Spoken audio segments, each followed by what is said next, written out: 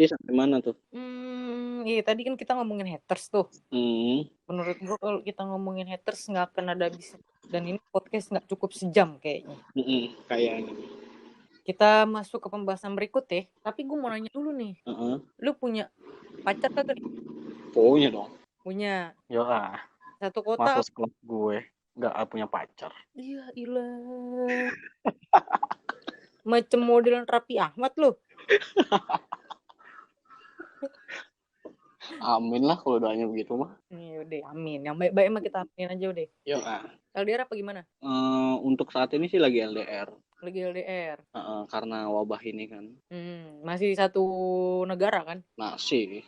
Ya bisa dibilang pulang kampung lah. Cuman jauh Kak. Kalau udara naik pesawat, kalau air lewat kapal. Oh gitu. Nggak ada niatan naik mobil gitu? Apa jalan kaki? Jalan kaki sih ada niatan. Cuman niatnya itu belum timbul kayaknya deh. Iya berarti nggak ada niatan, bukan ada niatan kafe. Ada Kak. Cuman kayak, jalan kaki seru kali ya. Niatnya itu kapan nih? Kayak gitu.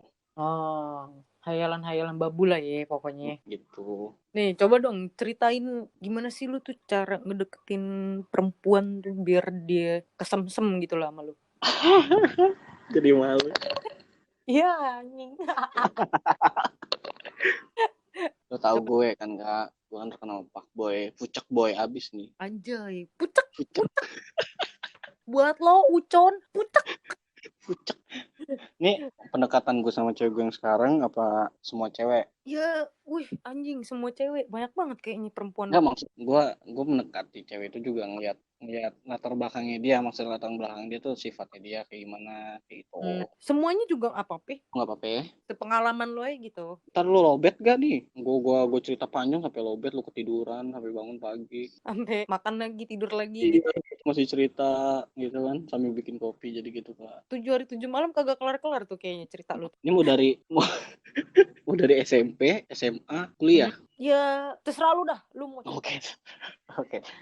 Kalau gue tuh deketin cewek biasanya gue lihat latar belakangnya yang gue bilang tadi, kayak sifatnya tuh kayak gimana sih gitu. Terus kayak misalkan gue udah tahu nih dia tuh orangnya kayak gini, baru gue pendekatannya sesuai. Misalkan kayak orangnya cuek, mungkin gue kayak ngechatnya juga nggak begitu sering dan nggak begitu banyak omong. Maksudnya penting-penting aja gitu chatnya. Dan gue lebih sering ngajak pergi. Oke. Banyak duit lo? Perginya kan banyak Kak. Apa itu? Bisa di BKT.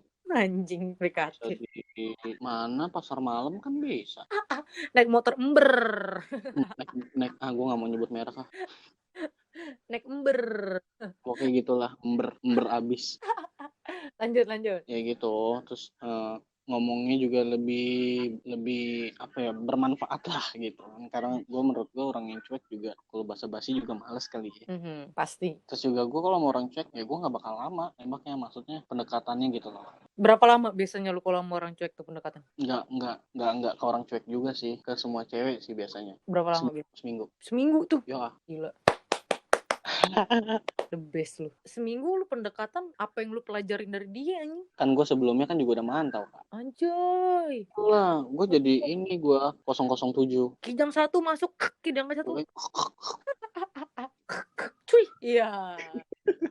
Apa sih anjir? Terus. Ya kayak gitu. Terus seminggu ya itu paling lama lah menurut gue tuh. Untuk deketin cewek ya itu juga banyak ngambil resiko, maksudnya kayak terima enggak ya udah. Seminggu paling lama tuh menurut lu? Iya, dan gue ngerasa ngedeketin nih udah 2 minggu 3 minggu, awal pengen ngedeketin cuman pas udah 2 minggu 3 bulan apalagi sebulan udah hilang tau. Gitu. Iya, makanya tuh kebanyakan kayak gue deketin cewek kayak selama itu ya nggak bakal jadian. Kayak gitu. Tapi maksudnya kalau misalkan lu pendekatan kayak sebulan, 2 bulan, 3 bulan, ya 3 bulan lah taruh paling lama. Gak pernah. Iya, lu kan paling lama tuh seminggu, ya kan? Iya. Ya taruhlah kita ambil asumsi 3 bulan. Kalau misalkan lu pendekatan paling lama 3 bulan itu setidaknya lu udah enak gitu, lu udah tahu karakter dia tuh seperti apa gitu dan dia tuh tipikal orang yang kayak gimana, apa yang disuka, dia tidak suka kayak gitu. Menurut gue simple banget anjing pacaran lu. Maksudnya? Ya simple aja gitu. Lu pas pacaran lu udah tahu semuanya. Dia suka ini. Ah, dia suka itu. Cuman kan Ya, seminggu itu, kalau menurut gue seminggu itu ya gue cuma cari dia sifatnya kayak gimana. Gue nggak tahu sukanya dia, hobinya dia orangnya agresif, dia orangnya posesif, ya gue nggak tahu. Jadi ya udahlah ngalir aja, gue juga bakal tahu kok. Dia juga nggak bakal ngumpetin lama-lama sifat aslinya dia kayak gitu. Gue takutnya kalau selama 3 bulan itu banyak yang diumpetin dari dia, dan gue tahu ini selama setahun mungkin kayak gitu. Makanya gue males aja sih. Gue juga sebenarnya kalau kalau pacaran itu apa ya, bisa dibilang bukan dibilang males sih, kayak simple aja gitu. Maksud bukan simple dalam hal kayak yang gue bilang tadi ya, lu harus 3 bulan dulu pendekatan. Maksud gue simple tuh ya, ya udah, lu punya gue punya lu, udah cukup. Oke. Ini loh, lu istilahnya lu PDKT selama 3 bulan yang menurut lu udah paham dia banget gitu ya. Pasti pada saat lu pacaran itu ada sifat-sifat dia atau sikap dia yang nggak pernah lu ketahuin sebelumnya gitu, yang tiba-tiba nongol gitu ya kan. Yang istilahnya misalkan lu kagak tahu nih kalau dia beraknya tengkurap gitu, apa rebahan gitu beraknya, lu pasti shock dong gitu kan, dan bakal bikin lu kayak ih anjing kok gini gitu. Itu pas pendekatan selama 3 bulan apa pas udah deket 3 bulan? Iya, proses PDKT lu gitu. Oh iya, ya. Yang 3 bulan aja pasti kemungkinan ada hal yang kayak gitu kan, yang ada hal yang gak lu ketahuin sebelumnya, apalagi lu yang seminggu. Ya itu resiko menurut gua, dan gua harus bisa menerima. Kayak aduh, gue nggak mau nih sebenarnya bahas-bahas yang dulu gitu, dan gue pasti orang juga paham kalau gue cerita ke siapa. Kita sensor aja namanya, nggak usah disebutin namanya, anggap aja Ya namanya. enggak, dengan ciri-cirinya juga pasti tahu.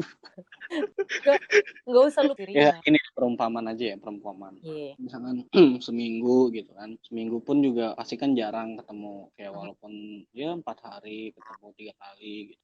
Ya paling kayak tiba-tiba udah pacaran gue ngeliat dia suka becek. Wadaw, apa itu yang becek? Coba Ya ya. pokoknya daerah-daerah yang suka becek Oke. gitu. Jadi ya udah, ya awal emang pasti anjir, cuman balik lagi, ya gue udah pacaran dia, ya gue harus terima dia lah, kayak gitu. Gue mikirnya tuh kayak lebih lebih untuk pembelajaran, ya lu terima padanya lah gitu loh. Walaupun nanti sebaliknya nggak gitu ya. Ya, tapi lu pernah nggak kayak misalkan nih lu PDKT seminggu ya kan? Terus dia tuh wah pokoknya pas PDKT manis banget sampai bikin lu dia gitu lah istilahnya. Nah, terus pas lu pacaran nih sama dia, itu 180 derajat sifatnya. Pernah nggak yang kayak gitu? Pernah sih, cuman nggak sering gitu ya. Dalam satu cewek, cuman nggak sering, nggak setiap hari kayak gitu. Cuman ada beberapa saat gue bisa bilang psikopat. Psikopat? Iya. Ngeri juga. Makanya, untung udah lepas. Psikopatnya apa nih? Ya dia nyilet tangan. Serius? Iya. Ah gila sih. Dan makanya gue bersyukur banget sih. Dan yang ninggalin dia, bukan gue. Bagus kalau kayak gitu. Ya, makanya gue bersyukur banget. Tapi setelah putus makin psikopat, gila. Makin psikopat? Iya. Makin psikopat ya? Duh, gue ngeri kalau ngomongin di sini nih. Takut pada enggak. Percobaan bunuh diri gitu? Enggak ada sangkut paut dengan bunuh diri. Ya, aduh, gue gak enak banget anjing ngomongnya. Oke. Next. Tapi Iya, gitu. gue juga pernah sih. Gue mantan. Iya 11-12 lah. Kayak gitu juga. Ya, sama psikopat tuh 11-12. Jadi gue waktu itu tuh ceritanya lagi main di rumah teman gue di daerah Cibinong. Jauh juga lo main. Ya, Bolang pak, maaf. Oh iya lupa. Nah, terus dulu tuh zaman Twitter. Gue ikutan tuh zaman Twitter. Belum ada Instagram, mungkin udah ada, cuman nggak ngasih. Ya, masih dikit gitu kan. Gue dem-deman tuh sama teman-teman gue ya kan. Dan teman gue itu mayoritas cowok. Ya gue tahu lu lah. Teman gue mayoritas cowok. Ya istilahnya, lu sendiri pun tau lah batasannya gimana kalau misalnya lu chat-chatan sama temen lu yang lawan jenis gitu, dan lu sudah menganggap sebagai temen lu gitu kan. Ada satu temen gue lagi chat-chatan sama dia gitu kan. Lumayan intens karena emang gue juga udah jarang ketemu sama dia gitu. Sampai akhirnya ada ceng-cengan lah ceritanya gitu. Nah mantan gue baca nih ceritanya, baca chatnya gue, gue sama dia sama teman gue. Nah terus dia kayak kesel gitu. Aku diselingkuhin gitu ya. Kata dia, bau perselingkuhan nih. Bau penju kering nih. Bau amis nih. Ngeri. Oke lanjut. Pokoknya gitulah. Ya emang gue akuin sih, emang dia nggak kenal sama teman gue yang itu. Emang karena posisinya juga gue udah lama banget nggak ketemu sama teman gue yang itu kan. Setelah dia baca DM gue sama teman gue yang itu, dia kayak kesel gitu Con. Dia kayak kesel dan posisinya ini gue lagi di rumah teman gue gitu kan. Setelah dia baca DM gue, dia langsung lari ke dapur. Ngapain anjing? Masak kali masak. Dia selingkuh, aku lapar, aku masak kan. Lari ke dapur dan lu tahu apa yang dia ambil? Apa? Pisau Con. Buset. Dan dia mau nusukin pisaunya itu ke tangan dia. Gue di situ gue panik iya. Panik lah. Wih, itu gue pernah di posisi lo. Gue emosi iya. Terus teman-teman gue tuh mereka tuh kayak ya udah gitu, mereka tahu gitu orang itu kayak gimana gitu kan. Jadi mereka gak mau ikut campur banget soal urusan gue sama mantan gue itu. Ini tuh udah di luar nalar gitu, ngerti gak sih lu? Iya paham lah. Yang seharusnya teman-teman gue tuh ngebantuin buat dia nggak ngelakuin hal itu gitu. Akhirnya gue paksa dia gitu kan. Wah gue udah istilahnya udah panik campur emosi lah. Dan dia bilang apa? Gue lebih baik fisik gue yang sakit daripada hati gue yang sakit. Tayang. Anjing gue. Beneran cowok Kak? Cowok. Cowok. Tahu gue cowok ada juga kayak gitu. Dan itu gue baru pertama kali Con. Gue nggak tahu dong gue harus ngapain ya kan. Dan itu pun nggak cuma sekali 2 kali dia ngelakuin itu. Tapi udah ada buktinya kayak dia tangannya berdarah? Ada. Waktu itu gue hampir ya seminggu lebih lah gue nggak ketemu sama dia. Bener-bener cuma sekedar keep in chat doang kan. Setelah itu gue dalam seminggu itu ada 1 hari yang gue emang bener-bener berantem hebat banget sama dia. Berantem gede lah pokoknya di chat. Wah, parah tuh pasti itu dia. Terus dan posisinya waktu itu mantan gue tuh ngekos. Nah berapa hari setelah gue berantem hebat itu, kumpul lah nih gue satu tongkrongan lagi kan sama teman anak gue. Main nih ceritanya. Karena emang biasanya kita juga kalau nongkrong itu di depan kosannya dia gitu kan. Nah terus karena dia tipikal orang yang gak suka ngotak-ngatik motor, gak suka ngotak-ngatik otomotif kayak gitu lah pokoknya.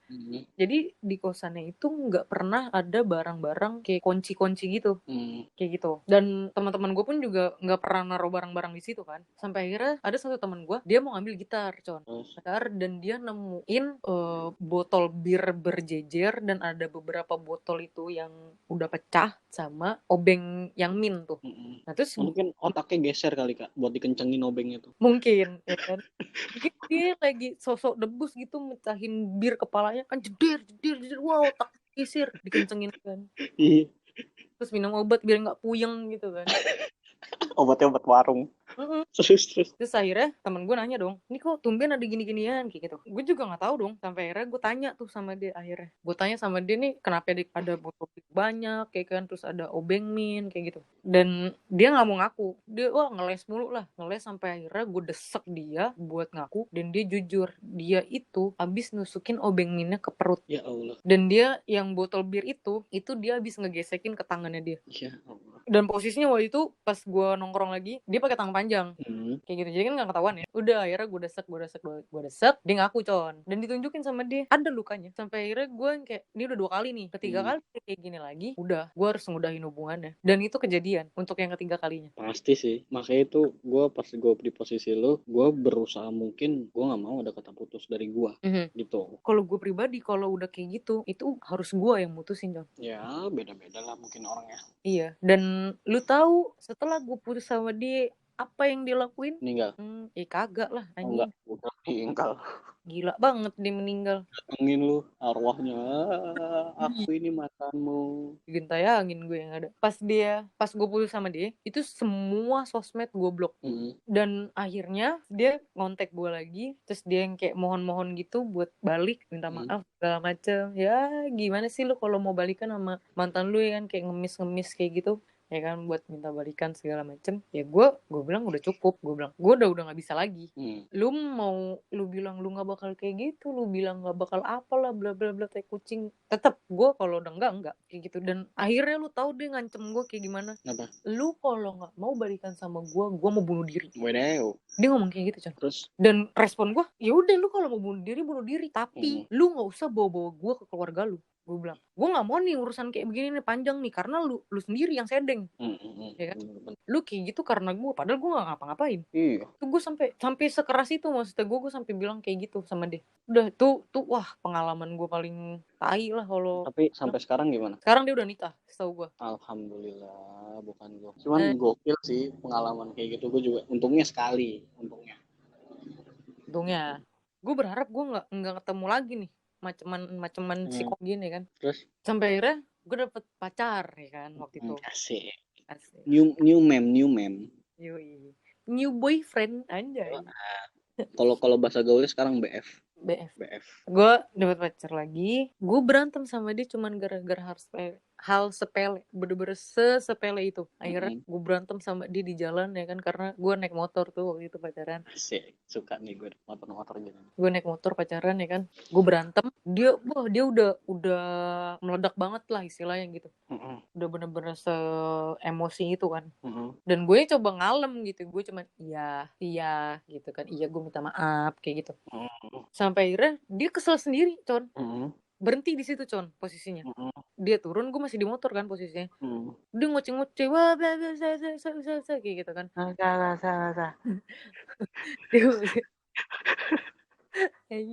Dia ngoceh-ngoceh, gue masih ngalem, iya. Dan dia kesel banget, Con, emosi dia tuh bener-bener udah nggak bisa kekontrol. Dia ngegampar gue dengan kondisi gue masih pakai helm. Goblok anjing. Boh, itu pala kemengnya kayak apa tahu, itu bener-bener unang-unang, kuping gue sampai nging gitu bunyinya. Goblok. Lah gue naik Vitam dong kalau kayak gitu, ya kan? Iyalah, gila. Gue udah ngalem nih, ya udah gitu, gue udah iya gue salah, gue minta maaf, gue bilang kayak gitu kan. Terus dia masih nggak terima, dia masih ngoceh-ngoceh segala macam sampai akhirnya dia emosinya lewat emosi gitu kan. Dia nampol gue dan guanya jadi meledak. Dan sampai akhirnya dia main tangan, ya gue nggak bisa diem lah. Gue bukan, istilahnya gue tuh bukan cewek tolol yang dipukulin sama pacarnya diem aja. Anjay. Terus gue bukan tipikal orang kayak gitu, Con. Dan akhirnya dia gue tonjok anjing. Oh, seru nih. Asli, gue fighting langsung ada tuh. Pipinya biru. Gile. Itu gue saking emosinya, Con.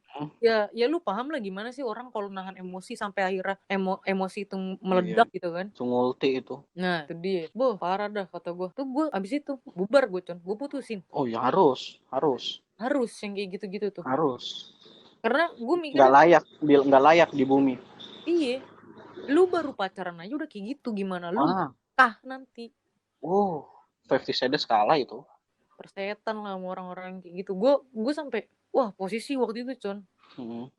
Itu kebun binatang keluar semua, Con, dari mulut gue. Asik.